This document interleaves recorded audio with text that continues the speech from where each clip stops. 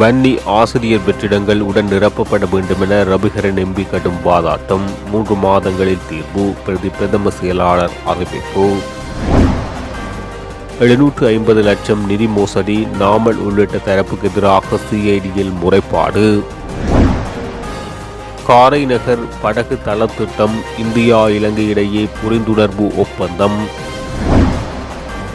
தேசிய இனப்பிரச்சினைக்கு தீர்வு மனோ விடுத்துள்ள கோரிக்கை. தமிழ் அரசியல் கைதிகளை விடுவிக்குமாறு கோரி கையெழுத்து போராட்டம். எதிர்வரும் நாட்கள் கடினமானதாக இருக்கும் அமைச்சர் தகவல். என்னை பலிக்கடா ஆக்கிவிட்டனர். யாழ் போதனா வைத்தியசாலை பணிப்பாளர் சத்தியமூர்த்தி வேதனை. தமிழர் தலைநகரில் சுட்டுக் கொல்லப்பட்ட பல்கலை மாணவர்கள் 19வது ஆண்டு நினைவேந்தல் அனுஷ்டிப்பு.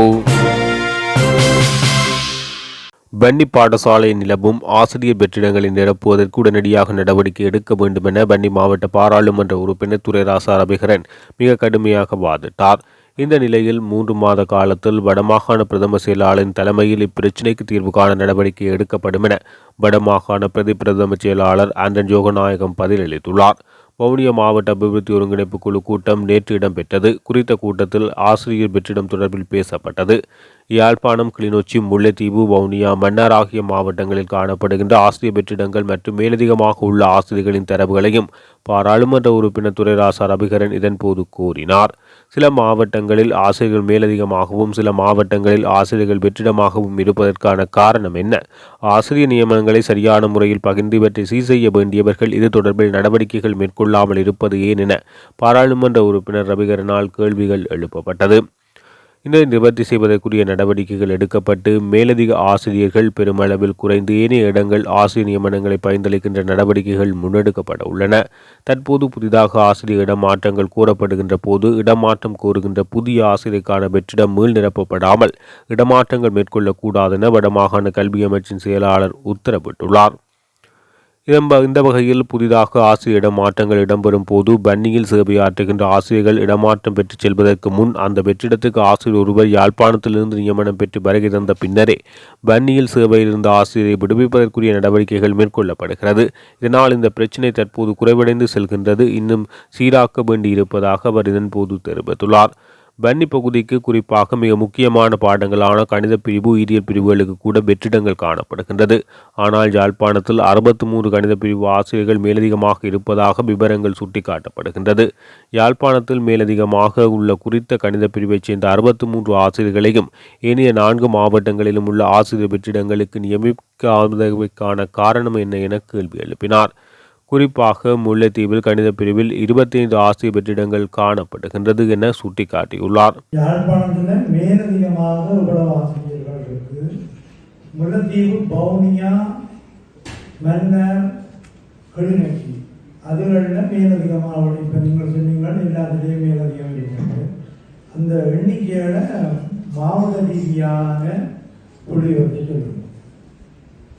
அதே அப்படி பட்ஜெட்டுக்குரியவன்றதுக்கான விளக்கமும் சொல்லுவாங்க. ஏனென்றால் மேலதிகமாக இருந்தால் அதை நீங்கள் தான் அட்ஜஸ்ட் பண்ணணும்.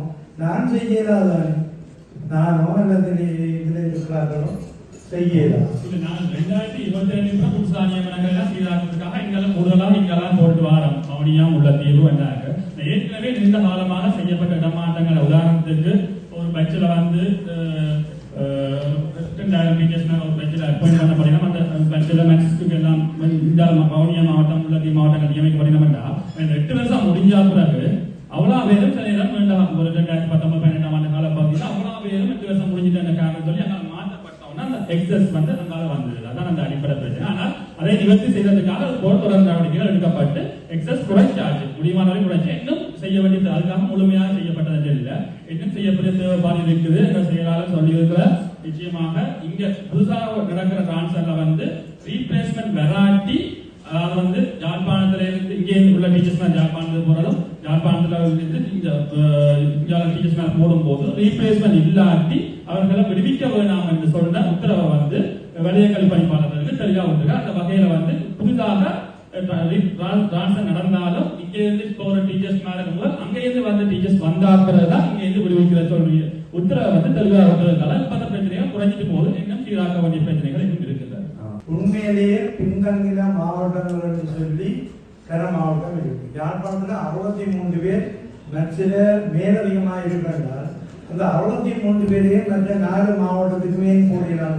வடமாகாணத்துக்கு இது முக்கியமான பாடம். நான் மற்ற பாடங்களை குறிப்பிட்டு சொல்ல மேக்ஸும் பயோ அதில் வந்து 63 பேர் மேலதிகமாக அங்கே இருக்கணும் என்றால் மற்ற 4 மாவட்டமும் இதெல்லாம் பாதிக்கப்படுது. மற்ற 4 மாவட்டம் 25 பேர் உள்ள தீவிர இல்லை. அதே மாதிரி பவுனியாவில் இல்லை. இப்படி இருக்க கவனத்தில் எடுக்கும். உங்களுடைய கருத்தை நாங்கள் ஏற்றுக்கொள்கிறோம். விரைவில் ஆசிரியர் சங்கங்களுடைய கலந்துரையாடி ஏற்கனவே இருந்த இடமாற்றம் அவர்களுக்கு அந்த நிபந்தனை அடிப்படையில் வழங்கின நியமனங்கள் தொடர்பாகவும் ஒரு தீர்மானத்தை எடுத்து ஒரு பொதுவான எல்லா மாவட்டமும் பயணப்பெறக்கூடிய வகையில் ஒரு இடமாற்ற கொள்கையை வகுத்து அதுக்கான அனுமதியை பெற்று நாங்கள் நடைமுறைப்படுத்துவோம். எத்தனை பேர் பாதிக்கப்படுது, எத்தனை மாணவர்கள் பாதிக்கப்படுது. போற பள்ளிக்கூடங்கள்ல இதுதான் குறை. எங்களுக்கு மேக்ஸ் இல்லை, பயோ இல்லைன்னு சொல்லி பின்னங்கிற மாவட்டம் எங்களதான் யாழ்ப்பாணம் போதையாத்தையும் இல்லை. அப்படி இருக்கிறது யாழ்ப்பாணத்தில் 63 பேரை மேலதிகமா வச்சுப்பட்டு மற்ற மாவட்டங்களை பின்தங்கிற நம்பிக்கை விடுவியல் நாங்கள் என்ன செய்யணும்? சில மாறிட்டு சொல்லுது.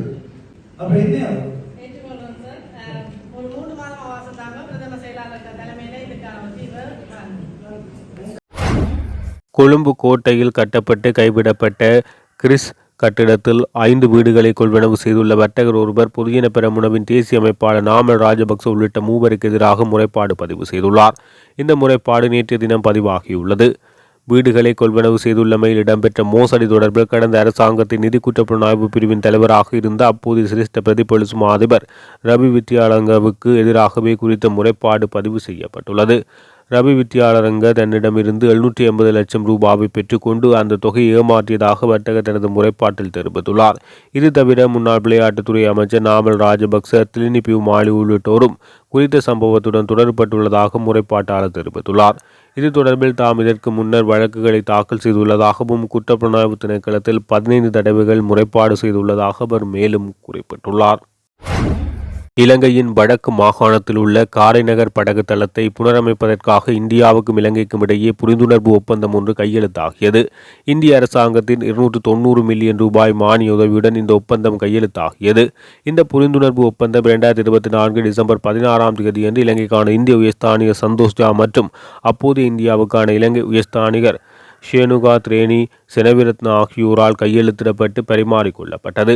இதன்படி இலங்கையின் நிதி திட்டமிடல் மற்றும் பொருளாதார மேம்பாட்டு அமைச்சகத்தின் கீழ் காரைநகர் படகு தளத்தை புனரமைக்க இந்த திட்டம் நடைமுறைப்படுத்தப்பட உள்ளதாக கொழும்பில் உள்ள இந்திய உயர்ஸ்தானிகர் ஆலயம் அறிக்கை ஒன்றில் தெரிவித்துள்ளது. இந்த திட்டம் தொழிற்சாலை இயந்திரங்கள், உபகரணங்கள், பொருட்கள், சேவைகள் போன்றவற்றை நிறுவுதல் உள்ளிட்ட குடிமைப் பணிகள் மற்றும் கொள்முதல் ஆகியவற்றை உள்ளடக்கியது. இந்த திட்டத்தில் முழுமையாக செயல்பாட்டுக்கு வந்ததும் புனரமைக்கப்பட்ட படகு தளம் உள்ளூர் கடற்தொழிலாளர்களின் வாழ்வாதார வாய்ப்புகளை அதிகரிக்கும் என எதிர்பார்க்கப்படுகிறது. இலங்கை மக்கள் வழங்கியுள்ள ஆணையை பயன்படுத்தி தேசிய இனப்பிரச்சினைக்கு தீர்வை காண்பதற்கு ஜனாதிபதி அனுரகுமார திசாநாயக்க தலைமையிலான அரசு விரைந்து நடவடிக்கை எடுக்க வேண்டும் என தமிழ் முற்போக்கு கூட்டணியின் தலைவர் மனோ கணேசன் வலியுறுத்தியுள்ளார். வடக்கு, கிழக்கு, தெற்கு மற்றும் மலையகம் என அனைத்து பகுதிகளிலும் தேசிய மக்கள் சக்திக்கு ஆதரவு கிடைக்கப்பெற்றது. அனைத்து இன மக்களின் ஆசையுடன் ஆட்சி அமைக்கப்பட்டுள்ளமை தொடர்பில் மகிழ்ச்சி அடைகிறேன். இவ்வாறு மக்கள் வழங்கியுள்ள ஆணையை பயன்படுத்தி பொருளாதார பிரச்சினை மற்றும் இனப்பிரச்சினைக்கு தீர்வை காண்பதற்கு அரசு விரைந்து நடவடிக்கை எடுக்க வேண்டும். மக்கள் என்னை நிராகரிக்கவில்லை. பாராளுமன்றம் தெரிவாவதற்கு பெற வேண்டிய வாக்குகளை பெறவில்லை என்பதே உண்மை. நான் சுமார் 20,000 வாக்குகளை எடுத்தேன். சில மாவட்டங்களில் 5,000 வாக்குகளை பெற்றவர்கள் பாராளுமன்றம் சென்றனர். இதுதான் இந்த தேர்தல் முறைமை என குறிப்பிடுகின்றார். ஈழ விடுதலைக்காக பெருங்களங்கள் கண்ட ஈழ தளபதியின் கதையை மையமாக வைத்து எழுத்தாளர் தீபச்செல்வன் எழுதிய சைலண்ட் நாவல் வெளிவர உள்ளது. சைலண்ட் நாவல் இன்றைய தினம் மாலை 6 மணிக்கு வெளியீட்டு விழா நிகழ்வுகள் சென்னை வடபழனி பிரசாத் லேப்பில் நடைபெற உள்ளது. நடுகள், பயங்கரவாதி நாவல்கள் மூலம் உலக தமிழர்களின் கவனத்தை பெற்ற எழுத்தாளர் தீபச்செல்வனின் சைலண்ட் நாவல் தனது 3வது நாவலாக எழுதியுள்ளார். சைலண்ட் நாவல் வெளியீட்டில் இந்தியாவில் தமிழ்நாட்டில் உள்ள தமிழ்துறை பல்லாளுமைகள் பங்கேற்க உள்ளமை குறிப்பிடத்தக்கது. நிமால் விநாயகமூர்த்தி ஆதரவில் தமிழ் தேசிய கலை இலக்கிய பேரவை மற்றும் டிஸ்கவரி புக் பேலஸ் ஏற்பாட்டில் பெருங்களங்கள் கண்ட ஈழத் தளபதி ஒருவரின் கதையை சைலண்ட் நாவல் அமைந்துள்ளதாக நாவல் வெளியீட்டின் அழைப்பிதழில் குறிப்பிடப்பட்டுள்ளது. புலம்பெயர் பிரதிநிதி நிமால் விநாயகமூர்த்தி, பெட்னா மேனாள் தலைவர் பாலசுவாமிநாதன் மற்றும் கால்டுவெல் வேல்நம்பி, இயக்குனர் சீனு ராமசாமி, எழுத்தாளர் பவா செல்லத்துறை, ஓவியர் மருது, இயக்குனர் மீரா கதிரவன், கவிஞர் மண்குதிரை ஆகியோர் சைனட் நாவல் வெளியீட்டில் கலந்து கொள்ள உள்ளனர். நிகழ்ச்சி தொகுப்பாளராக பாலமுரளிவர்மன் பங்கெடுக்க உள்ளார். நாவல் பதிப்பாளராக வேடியப்பன் இருப்பதாக தெரிவிக்கப்படுகின்றது. ஈழ விடுதலை போராட்டத்தின் மதிப்புமிக்க ஒரு குறியீடாக சைனட் ஈழப் போராளியால் நோக்கப்படுகின்றது. ஈழத்தமிழரின் இருப்புக்கான விடுதலை போராட்டத்தை நடத்திய ஈழப் போராளிகள் எதிரிடம் உயிரோடு பிடிபட்டுவிடக் கூடாது என்ற உயரிய கடப்பாட்டினை பேணி வந்திருந்தமை இதனால் வெளிப்படுத்தப்படுகின்றமை குறிப்பிடத்தக்கது. நீண்ட காலமாக சிறையில் தடுத்து வைக்கப்பட்டுள்ள அரசியல் கைதிகளின் விடுதலையை வலியுறுத்தி மல்லாவி நகரில் கையெழுத்து போராட்டம் ஒன்று முன்னெடுக்கப்பட்டது. போராளிகள் நலன்புரி சங்கத்தின் ஏற்பாட்டில் மல்லாவி நகரில் குறித்த கையெழுத்து போராட்டம் இடம்பெற்றது. பயங்கரவாத தடைச்சட்டத்தின் கீழ் கைது செய்யப்பட்டு நீண்ட காலமாக தடுத்து வைக்கப்பட்டுள்ள தமிழ் அரசியல் கைதிகளையும் புனர்வாழ்வு அளிக்கப்பட்டு சமூகமயப்படுத்தப்பட்ட பின்னர் நீதிமன்றத்தினால் விடுதலை செய்யப்பட்ட பின்பும் மீண்டும் கைது செய்யப்பட்டு தடுத்து வைக்கப்பட்டுள்ள போராளிகளையும் புதிய அரசாங்கம் விடுவிக்க வேண்டும் என வலியுறுத்தி குறித்த கையெழுத்து போராட்டம் முன்னெடுக்கப்பட்டுள்ளது. இதில் மத தலைவர்கள், பொது அமைப்புகளின் பிரதிநிதிகள், சமூகமற்ற அமைப்புகளின் பிரதிநிதிகள், பொதுமக்கள், சமூக ஆர்வலர்கள் என பலரும் கலந்து கொண்டு கையெழுத்திட்டனர். நீண்ட காலமாக சிறையில் தடுத்து வைக்கப்பட்டுள்ள அரசியல் கைதிகள் விடுதலை வலியுறுத்தி சேகரிக்கப்படும் குறித்த கையெழுத்துக்கள் சேகரிக்கப்பட்டு மனுவாக ஜனாதிபதியிடம் கையளிக்கப்பட உள்ளதாக தெரிவிக்கப்பட்டுள்ளது. இலங்கையின் பொருளாதாரம் இக்கட்டான நிலையில் உள்ளதன் காரணமாக எதிர்வரும் நாட்களில் கடினமான முடிவுகளை எடுக்க நேரிடும் என அமைச்சர் விஜித ஹேரத் எச்சரிக்கை விடுத்துள்ளார். வெளிவகார, வெளிநாட்டு வேலைவாய்ப்பு மற்றும் சுற்றுலா அமைச்சின் அதிகாரிகளுடனான கலந்துரையாடலில் அவர் இவ்வாறு தெரிவித்தார். இந்த நாட்டின் பொருளாதாரம் இன்று மிகவும் நெருக்கடியான நிலையில் காணப்படுகின்றது. விழுந்த இடத்திலிருந்து எழுந்து நாட்டை மீட்க அனைவரும் உறுதியுடன் இருக்க வேண்டும். ஒரு குடும்பமாக உழைக்கும் போது குடும்ப முன்னேற்றத்துக்காக சில முடிவுகளை எடுக்க வேண்டும்.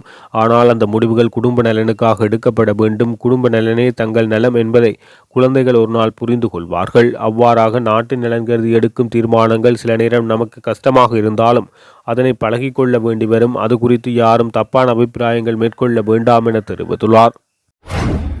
குற்றம் செய்யாமல் குற்றம் சாட்டப்படுவதால் அண்மை காலங்களில் பணியாற்றுவதில் சலிப்புத்தன்மை ஏற்பட்டுள்ளதாக யாழ்ப்பாணம் போதனா வைத்தியசாலையினுடைய பணிப்பாளர் சத்தியமூர்த்தி தெரிவித்துள்ளார். உங்கள் மீது பல ஊழல் குற்றச்சாட்டுகள் முன்வைக்கப்படுகின்ற போது நீங்கள் அது தொடர்பில் எந்த ஒரு கருத்தையும் முன்வைக்கவில்லை என எழுப்பப்பட்ட கேள்விக்கு தான் வாய் திறந்தாலே ஊழல் என்று சொல்வதாகவும் எதிர்வரும் நாட்களில் படிப்படியாக அதனை பொய்யென நிரூபிப்பேன் என அவர் தெரிவித்துள்ளார். அத்துடன் முள்ளிவாய்க்காலில் இறுதி நாட்களில் காயமடைந்தவர்களில் விடுதலை புலிகளின் மேல்நிலை போராளிகளை சந்தித்து கலந்துரையாடியதாகவும் தனக்கு மட்டுமே தெரிந்த ரகசியம் என்று முள்ளிவாய்க்கால் யுத்தத்தில் எதுவும் இல்லை என அவர் குறிப்பிட்டுள்ளார். முள்ளிவாய்க்காலில் இறுதி 3 நாட்கள் தனது வாழ்நாளில் மறக்க முடியாதபடு என யாழ்ப்பாண போதனா வைத்தியசாலையின் பணிப்பாளர் தெரிவித்தார். திருகோணமலை கடற்கரை பகுதியில் படுகொலை செய்யப்பட்ட 5 பல்கலைக்கழக மாணவர்களினுடைய 19வது ஆண்டு நினைவேந்தல் நேற்றைய தினம் இடம்பெற்றது. 2006ஆம் ஆண்டு ஜனவரி மாதம் 2ஆம் தேதி மாலை திருகோணமலை கடற்கரை பகுதியில் பொழுதுபோக்குக்காக கூடியிருந்த 5 மாணவர்களும் காந்தி சிலை சுற்றுவட்டத்துக்கு அருகாமையில் வைத்து சுட்டுக் கொல்லப்பட்டனர். இந்த சம்பவத்தின் போது லோகிதராசா ரொஹான், சண்முகராசா சஜீந்திரன், மனோகரன் பசீகர், தங்கத்துறை சிவானந்தன், யோகராஜா கேமச்சந்திரன் ஆகியோர் மாணவர்கள் சுட்டு படுகொலை செய்யப்பட்டனர்.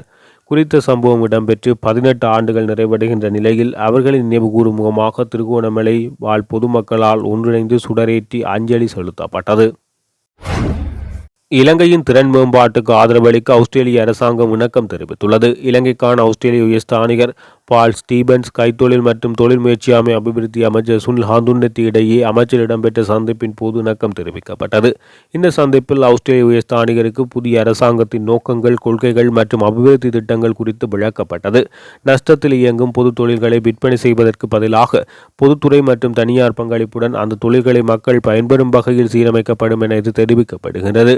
இதன்போது ஆஸ்திரேலிய உயர்ஸ்தானிகர் புதிய அரசாங்கத்தின் கொள்கைகளை பாராட்டியதுடன் ஆஸ்திரேலியா மற்றும் ஏனைய நாடுகளைச் சேர்ந்த முதலீட்டாளர்கள் அந்த கொள்கைகளின்படி இலங்கையின் முதலீடு செய்வதற்கான வாய்ப்புகள் குறித்து அமைச்சரிடம் கேட்டறிந்தார்.